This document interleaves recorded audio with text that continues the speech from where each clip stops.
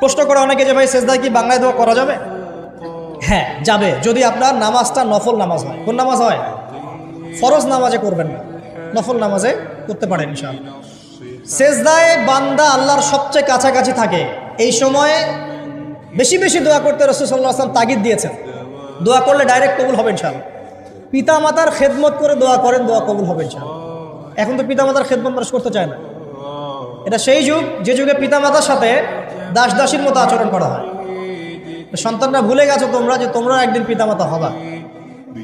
আমরাও কিন্তু একদিন পিতামাতা হব। যারা বিয়ে শাদী করেছে, সন্তান সন্ততি হয়েছে, তারা জানে এই যে প্রসব বেদনার একটা সেকেন্ড, 1 সেকেন্ড বা 1 মিনিট প্রসব যে বেদনা মায়ের হয়, এ ঋণ আমরা সারা জীবনে শোধ করতে পারবেন? এ কারণেই মায়ের পায়ের নিচে জান্নাতের কথা বলা আছে। মাদের সম্মান আল্লাহর কাছে অনেক বেশি।